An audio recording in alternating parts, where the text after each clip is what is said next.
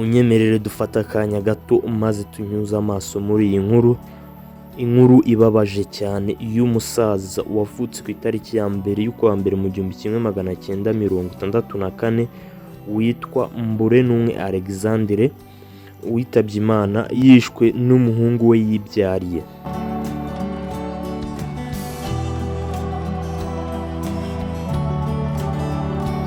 Nk'uko umaze kubyibonera, aha ni ku irimbi rya Kagasa mu murenge wa Gashora mu karere ka Bugesera, niho uyu musaza bari barimo bamushyingura.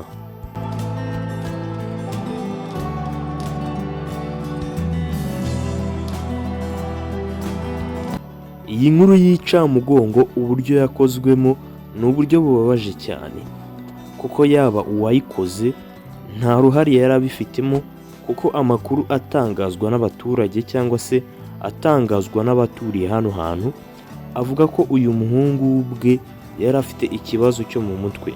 Mu magambo make yari afite ikibazo cyo gusara, uburwayi, ubumuga bwo mu mutwe.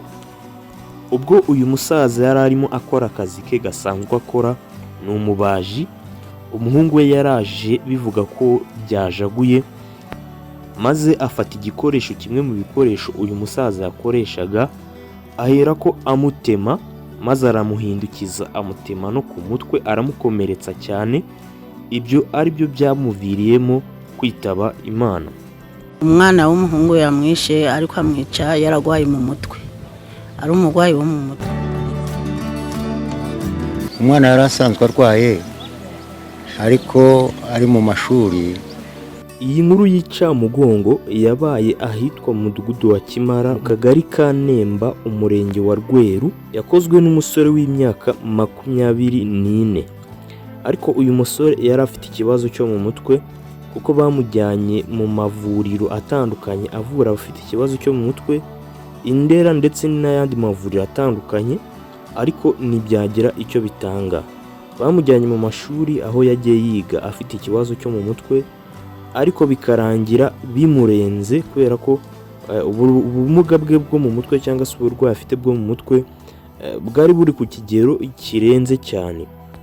Ubwo uyu musaza yari ari mu kazi, umuhungu we yaramuzindukiye, bivugwa ko yari afite ikigero kiri hejuru cyane, cyangwa se uburwayi bwe bwari bwageze ku kigero kiri hejuru cyane, maze ibyamuteye bimutera ko afata ibikoresho bya se, yarangiza akamutema mu mugongo, akamuhindukiza amutema mu mutwe, ndetse amutema bikabije cyane, bikarangira uyu musaza wari ufite agatege gake kubera ko urumva imyaka yari imaze kumugeza kure, bikarangira yitabye Imana.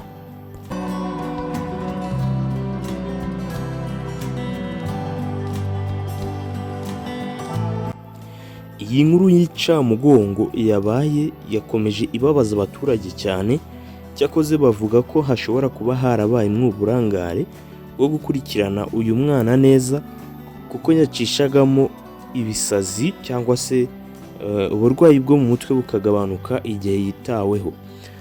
Ndetse bamwe bavuga ko iyo umwana yajyanywe kwa muganga akitabwaho neza cyane, agahabwa imiti na muganga, ikibazo cyo mu mutwe cyangwa se uburwayi bwo mu mutwe ugeraho bugasa nk'ubugabanutse ku kigero gishimishije, akajyanwa mu muryango, yarangiza akabaho nk'abandi. Cyakoze we akomeza ahabwa imiti y'abafite ikibazo cyo mu mutwe, kuko iyo uwo mwana cyangwa se uwo muntu ufite ikibazo cyo mu mutwe, iyo adahawe imiti, cya kibazo afite mu mutwe cyongera kikaza, ndetse gifite ubukana bwinshi cyane. Birakekwa ko ariko byari byagenze. Dukwiye kubireberaho nk'abantu, ni ukubona nk'uwo murwayi yasaze bakamwegereza abaganga. Aba baturage kandi mu gahinda kenshi bakomezaga batanga ubuhamya bavuga ko uyu mwana yigeze akurikiranwaho neza, igihe gitoya ajyanwa Indera, amaze kugezwa Indera ahabwa imiti neza ku gihe, yitabwaho, maze uburwayi buragabanuka, agarurwa mu buzima busanzwe, ndavuga mu rugo. Ageze mu rugo ajyanwa ku ishuri ariga, ariko ikibazo cyaje kugaruka muri icyo gihe ari kwiga, asubizwa mu rugo bitewe n'uko uburwayi bwo mu mutwe bwari bwazamuye ubukana kubera kutitabwaho neza. Ubwo urumva ko hari hajemo ikibazo cyo gutakaza ishuri. Ageze no mu rugo byaje kurangira aribwo ibi bikorwa twavuga yatewe n'ikibazo cyo mu mutwe by'ubwicanyi yaje kubishyira mu bikorwa.